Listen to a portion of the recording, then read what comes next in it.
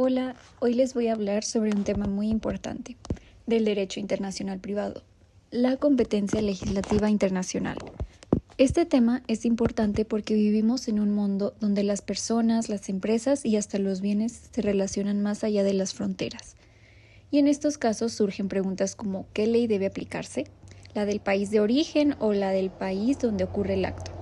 A lo largo de este video les explicaré cómo se determina esto, con ejemplos y algunos conceptos.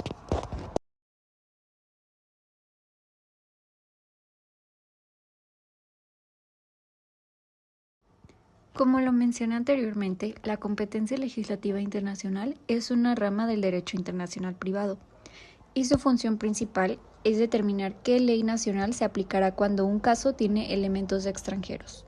Por ejemplo, si una empresa mexicana firma un contrato con una compañía de Canadá, surge la duda de si se aplica la ley mexicana o la canadiense. Este tipo de situaciones se presenta cada vez con más frecuencia debido a la globalización y al comercio internacional. Por eso es importante destacar que la competencia legislativa no resuelve el conflicto en sí, solo nos dice qué legislación debe usarse para resolverlo.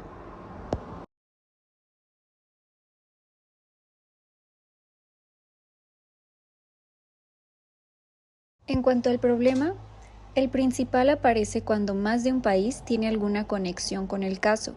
Por ejemplo, si una persona de Argentina compra un inmueble en España o si una pareja de diferentes nacionalidades se casa en otro país.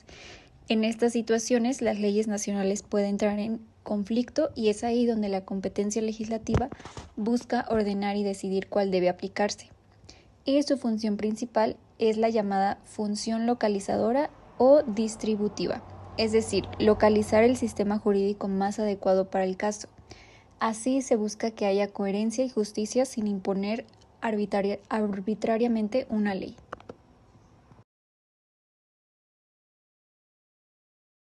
Para decidir qué ley se aplica existen varios métodos de regulación. El más tradicional es el método conflictual, que utiliza las llamadas normas de conflicto. Estas normas no dicen cuál es la solución, sino qué ley debe usarse. Tienen dos elementos. Número 1, categoría jurídica, que puede ser capacidad, contrato, sucesión, etc. Número 2, punto de conexión, como la ley nacional o el lugar del acto. Por ejemplo, una norma de conflicto puede decir la capacidad de las personas se rige por su ley nacional. Esto significa que si una persona extranjera realiza un acto jurídico en México, se toma en cuenta su propia ley nacional para evaluar si tiene capacidad. Con el paso del tiempo se han desarrollado teorías que buscan hacer más flexibles las reglas del derecho internacional privado. Una de ellas es la cortesía internacional, que se basa en el respeto y la cooperación entre países. Significa que un Estado puede aplicar una ley extranjera por cortesía o reciprocidad, reconociendo los derechos adquiridos en otro país. Otra teoría importante es la de los derechos adquiridos, que sostiene que un derecho válido en un país debe ser reconocido en los demás. Por ejemplo, si alguien obtiene legalmente una patente o un matrimonio en otro país, ese derecho debe tener validez internacional. Estas teorías promueven la justicia y la seguridad jurídica en un mundo cada vez más interconectado.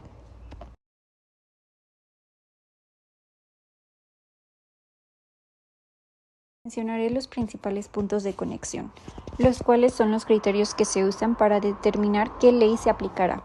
Entre los principales se encuentran la nacionalidad, que aplica la ley del país al que pertenece la persona; el domicilio, que usa la ley del lugar donde vive habitualmente; el lugar de celebración del acto, también conocido como lex loci actus; el lugar donde están los bienes, llamado lex rei citae; la autonomía de la voluntad, donde las partes eligen la ley aplicable en sus contratos; y finalmente, el lugar del cumplimiento o del daño, que se usa mucho en casos de responsabilidad civil. Por ejemplo, si un producto fabricado en Alemania causa daños en México, la ley mexicana podría aplicarse porque el daño ocurrió aquí. Ahora les mencionaré la calificación y otros problemas. En la práctica, la aplicación de leyes extranjeras genera varios problemas complementarios. Uno de ellos es la calificación, que consiste en identificar correctamente la categoría jurídica del caso. Otro es el reenvío, que sucede cuando una ley extranjera remite a otra ley diferente. También está la cuestión previa, donde se debe resolver primero un tema secundario antes del principal. Y finalmente, el orden público internacional. Impide aplicar una ley extranjera si va en contra de los valores o principios del país. Por ejemplo, si una ley extranjera permitiera algo que en México es ilegal o inmoral, como el matrimonio infantil, no se aplicaría por respeto al orden público nacional.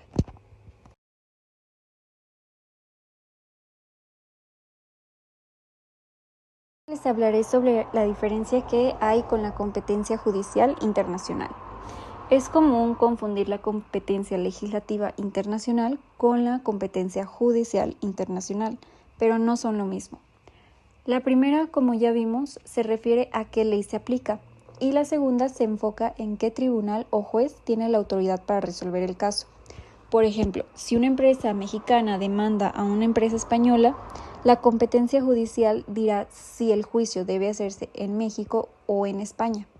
En cambio, la competencia legislativa decidirá si se aplica la ley mexicana o la ley española para resolver el conflicto. Ambas son necesarias para lograr justicia en el ámbito internacional, pero sí tiene su diferencia cada una. Para concluir, la competencia legislativa internacional cumple un papel esencial para mantener el equilibrio entre la soberanía de los estados y la justicia global.